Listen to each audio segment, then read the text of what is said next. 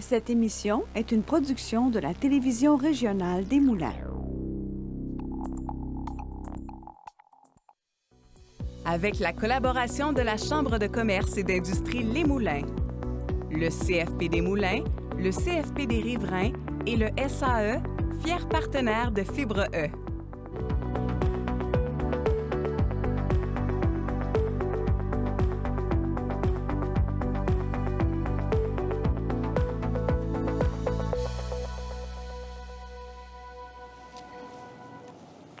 Bienvenue à Fibre E.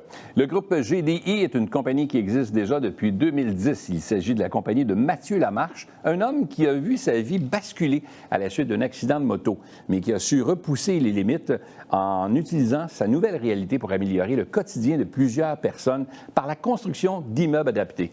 Mathieu Lamarche, bienvenue à Fibre E. Merci. C'est un plaisir, un réel plaisir, je te le dis, de te recevoir, Mathieu. Je sais que tu as déjà fait d'autres entrevues télé, à radio, mais c'est un plaisir réellement de te recevoir ici parce que tu es quelqu'un de Terrebonne, tu es quelqu'un de la région des Moulins et tu as eu cette idée de construire des immeubles adaptés à la réalité que tu vis, toi, au quotidien. Alors, commençons du début. Qu'est-ce qui a provoqué ce sentiment de vouloir devenir entrepreneur de ton côté? Parce que qu'est-ce que tu faisais avant? Avant, j'étais destiné à être analyste financier. J'ai terminé mes études au baccalauréat, puis j'ai commencé ma maîtrise. En fait, j'ai voulu faire ma maîtrise en France. Donc, l'été entre la fin de mon bac et le début de ma maîtrise, j'ai eu un accident de moto, ce qui a fait que, bon, les plans ont changé un peu. Oui, c'est sûr que, disons-le, ça bouscule un peu, là. Oui. Ouais. Puis là, l'immobilier est venu comment dans tout ça? Parce que tu avais un profil financier, oui. Tu parlais d'analyste financier de ton côté. Oui. Donc, un analyste financier qui part de là pour s'en aller dans l'immobilier puis de faire de l'investissement. Comment c'est venu, cette idée-là? En fait, c'est venu du fait que j'ai fait ma première maison pour moi-même. J'ai construit, en fait, je l'ai comme contracté moi-même. Puis j'ai trouvé ça super intéressant. J'ai trouvé ça le fun. Je trouvais qu'il y avait un côté créatif, un côté entrepreneuriat, un côté finance quand même. Fait que je me suis dit, je pourrais peut-être faire ça de ma vie, construire des maisons puis les revendre. J'ai déjà commencé comme ça en 2010. OK. Puis là, aujourd'hui, on se retrouve avec des immeubles, quand même pas des petits. Là. Tu sais, on parle pas de... Tu n'as pas parti avec un petit duplex, là. Tu n'as pas parti avec un semi-détaché. Où tu es? Oui, très petit. OK. Très, très petit. OK. Puis là, qu'est-ce qui a fait que ça... Bien, on a commencé avec des maisons familiales. Ensuite, c'est difficile de faire de l'argent parce que, bon, il faut en faire un gros volume dans l'unifamilial. Donc, j'ai décidé de pivoter pour le multilogement. On a commencé par un 6 logements. Fait que... C'est de 6 à 11, à 15, à 24, 148. Là, on fait maintenant 285. 285 dans le même immeuble, quand même. Oui, un tour de 15 étages à Laval. Je voulais prendre la croissance. Je suis quelqu'un qui est avec l'ambition. Puis je me suis dit, moi, je veux que ça bouge. Fait que, on a commencé très, très, très petit, mais comme tout, dans le fond, dans la vie. Tu sais. Quand on commence comme ça, puis qu'on n'a pas énormément d'expérience en immobilier, à part le fait que tu t'étais auto-construit, tu avais aimé le projet. C'est un peu, ça me fait penser à quelqu'un qui aime les millefeuilles puis qui dit, moi, j'aime ça, les millefeuilles, je vais m'acheter une pâtisserie, tu sais.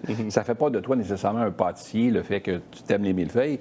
Donc, de ton côté, à toi, est-ce que tu as dû t'associer avec des gens ou tu as monté ce projet-là seul, mais en t'entourant de gens qui avaient des expertises que tu n'avais pas, ou comment ça s'est passé? J'ai commencé seul. Évidemment, plein de monde sont greffés autour de moi. Puis maintenant, GDI, on est une douzaine au bureau, plus plein d'employés sur le chantier. Fait que c'est de loin, je suis de loin tout seul. Maintenant, c'est une grosse équipe. Mais au début, j'étais vraiment tout seul. Puis moi, je couvre dans la vie. Tu peux tout faire si tu t'y mets, puis tu lis des livres, ou si tu es prêt à te tromper, à faire des erreurs, puis à te planter. Tant que tu ne fais pas 2 fois, c'est correct. Tu sais. Fait que non, j'ai aucune expérience là-dedans, puis je suis parti tout seul. Quand tu regardes, aujourd'hui, tu es encore seul à bord. Là. C'est encore toi qui gères le... Bien, moi, je suis actionnaire majoritaire de la compagnie. Mais j'ai 12 employés au bureau et j'ai aussi des actionnaires dans ma compagnie. Ouais, c'est ça, j'allais dire. Tu as des actionnaires avec toi, des investisseurs, en fait, qui investissent aussi pour t'aider à développer. C'est beaucoup les employés, je dirais. Ah oui? Oui. OK. À qui tu offres des parts là, pour justement les garder avec toi dans un sens? Là. Ils ont acheté. Mais je trouve que c'est le fun, tout le monde peut profiter de la croissance de la compagnie. Puis aussi, bien évidemment, ça aide le sentiment d'appartenance. Oui, c'est définitif. Là. Qu'est-ce que tu as trouvé de... Quand tu regardes le background, ça fait combien d'années là, déjà? Là? Depuis 2010. 2010 qu'on disait en introduction, donc déjà plusieurs années. Okay, quand tu regardes le chemin que tu as parcouru à date, est-ce qu'il y a des choses que tu referais différemment? Est-ce que le parcours serait le même aujourd'hui, sachant ce que tu sais ou pas? C'est dur à dire, oui, tu sais, mais on vit c'est pas la réalité, tu sais. Tu peux jamais revenir en arrière, fait que je m'attarde vraiment jamais à ce genre de questions-là, tu sais, je me pose pas ce genre de questions-là, je ferais-tu différemment des choses?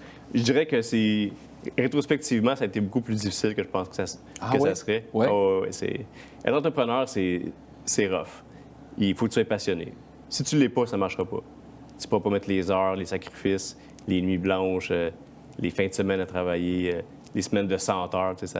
Tu ne mettras pas si tu n'es pas passionné parce que tu aimes. C'est très, très difficile. Il ne faut pas calculer ses heures. Là. On le dit souvent. Un entrepreneur ne calcule pas ses heures parce que ça fait longtemps qu'il aurait fermé ou qu'il aurait tiré la cuillère. Ceux qui disent « Ah, je suis entrepreneur parce que je veux avoir mon propre horaire » et tout ça, c'est « Yeah, right. Là. » Oublie ça. Là, il n'y a pas de fin de semaine, il n'y a pas de Noël ou à Saint-Valentin. S'il y a un problème, il faut que tu sois là. Mais c'est passionné, ça marche. Au départ. À un moment donné, ça grandit, puis tu as une équipe quand même qui peut prendre une certaine relève. Il y a tu peux déléguer certaines responsabilités à des gens qui vont prendre le relais pour toi, qui vont te permettre de prendre un peu une meilleure qualité, d'avoir une meilleure qualité de vie. Là, je parle au niveau du temps, ou pas. C'est pas mon cas, en tout cas. Là. C'est pas ton cas encore? Non, moi, je suis... Bon, le coin évolue aussi, fait qu'il y a plus de monde, mais plus de monde, plus de projets, plus de chiffre d'affaires, mais donc plus de problèmes, plus de soucis. Fait que non, ça n'arrête jamais. Mais c'est correct, j'adore ça. Je reviens sur un épisode de ta vie qui a été marquant. Tu as eu un accident de moto, quand même assez grave, qui t'a laissé en fauteuil roulant aujourd'hui. Tu t'es servi de ça pour dire, écoute, moi, je continue à avancer. Parce qu'il y a des gens qui nous écoutent aujourd'hui, qui vivent, tu sais, on vit des fois dans la vie nous envoie des choses qui... On nous dit que la vie ne nous envoie rien qu'on n'est pas en mesure de passer à travers. Mais des fois, c'est plus difficile sur le moment quand ça arrive. Puis des fois, on vit des moments de découragement. Qu'est-ce que tu leur dirais à ces gens-là? À prendre les choses une journée à la fois. Puis tout est possible. Écoute, si tu peux voir le verre d'eau à moitié plein ou à moitié vide. T'sais. Puis tu peux décider de dire, bah, la vie s'acharne sur moi, ben j'abandonne. T'sais. Ou tu retournes les manches, puis tu fonces, puis tu fais avec ce que tu as maintenant. T'sais. Moi, j'ai toujours vu... Les premiers mois, c'était très, très difficile, je ne veux pas l'avouer, je l'avoue quand même. Mais vite, je me suis dit, bon, soit que j'abandonne, puis je déprime, puis la vie va être longue et dure, ou je me tourne les manches, puis je fonce. Puis quand j'ai pris cette décision-là, je me regarde en arrière. Puis maintenant, à chaque matin, je me lève, je pense pas à mes problèmes. Là. Je pense jamais, en fait. Là, j'ai une super belle vie, puis je suis super heureux, puis entouré, que je peux rien demander de plus. Là. Incroyable, pareil. Alors, cette force de caractère-là, en additionnant la passion qui t'habite, fait de toi l'entrepreneur que tu es devenu aujourd'hui. Oui, j'imagine. Mais, je veux dire, tout le monde est capable, puis c'est pas... des gens qui sont plus handicapés que moi, qui ont plus de problèmes, qui vivent dans des pays en guerre, tout ça, fait que... Je trouve que ma situation, c'est dramatique, honnêtement. Tu as ton entreprise en immobilier, tu l'as dit, tu es parti de tout petit, autoconstruction, tu as commencé à monter, puis tu t'es vite intéressé au multilogement, qui aujourd'hui, tu as un projet de 285 logements dans la même édifice, c'est quand même pas petit, 15 étages. Et là, avec ça, tu as décidé de partir un GoClico. GoClico, c'est une autre entreprise de voitures partagées. Un peu comme... ce qu'on a à Montréal quand on veut utiliser des voitures, là, c'est un peu le même principe? Ou... C'est le même principe. En fait, ça part d'un besoin. Je voulais que dans nos immeubles, on puisse offrir des voitures en autopartage, mais personne ne voulait venir dans notre immeuble à Terrebonne pour différentes raisons. Puis je me suis dit, ben, je vais faire moi-même. Ça devrait pas être si compliqué que ça, tu sais. Mais au final, c'est plus compliqué que je pensais. C'est vrai? Ah, comme toujours. Mais maintenant, ça fonctionne super bien, puis on a plein de clients partout au Québec. Là. Puis, dans le fond, nous, c'est comme une auto, si on veut, mais dans des immeubles résidentiels. Donc, tu as ta voiture, tu partages dans ton parking intérieur. Fait que tu sors ton logement, tu vas au stationnement intérieur, puis tu as ta voiture, tu partages électrique. Ouais. Tous les Tesla qu'on a. Toutes des Tesla. Tu es allé avec Tesla et tout ça. Alors, je te demanderais pas si tu avais à refaire l'achat d'une Tesla versus une autre aujourd'hui, si ton thinking serait différent avec tout ce qu'on connaît, mais on n'ira pas là. C'était pas le but de l'entrevue aujourd'hui. Mais dis-moi, GoClico, ça part d'où l'idée de vouloir offrir des voitures partagées comme ça? Ça part de sentiment aussi de vouloir faire ma part pour comme promouvoir les voitures électriques puis tout ça, offrir un service à nos clients, puis aussi pouvoir... on a peu de parking dans nos immeubles. C'est toujours un souci, les stationnements. Surtout en banlieue, tout le monde a une voiture ou deux. T'sais. Fait que je me suis dit, si on offre ça, ben, on pourra attirer des gens qui n'ont pas de voiture. Donc, ça va nous aider avec notre ratio de parking. Fait que c'est multiples facteurs qu'on est parti au Clico. Puis maintenant, je me suis associé avec d'autres personnes. Puis, mais tu sais, GoClico, comparativement à Groupe GDI, c'est tout petit. Là, on va pas là du tout le même scope. Et c'est un projet Mais de passion. il y a des GoClico partout dans tes édifices, Ouais. dans les grands édifices. Oui. Tu en as partout, ce qui fait que les gens qui louent un espace pour résider dans un de tes édifices peuvent avoir accès à cette voiture-là. Oui, c'est ça. Mais le voisin qui est à côté, lui, qui ne demeure pas dans l'édifice, mais qui sait que ce service-là est offert, est-ce qu'il peut quand même avoir accès à ces voitures-là, ou s'il limité seulement qu'à tes locataires? C'est une possibilité. On l'a jamais fait, mais c'est une possibilité. Pour le moment, on le fait pas parce qu'il n'y a pas eu de demande, mais ça serait possible éventuellement, oui. OK. Donc, d'élargir ce service-là aussi. Ouais. Là. OK. C'est quoi la prochaine étape pour Mathieu, qui rêve et qui est passionné là, de l'immobilier maintenant, du partage des voitures et tout ça? Quelle autre idée tu as en tête ou qu'est-ce que tu vois pour la suite? Bien, évidemment, il y a la croissance, qui est simple. Tu sais, là, on roulait une équipe de construction pendant longtemps, mais on passe on veut se rendre à 4 équipes pour surbattre notre fameux 10 000 portes en 2040. On a plein d'idées de croissance puis d'amélioration, entre autres, utiliser des machines de minage de Bitcoin pour créer de l'énergie, pour chauffer nos piscines, espaces communs, tout ça.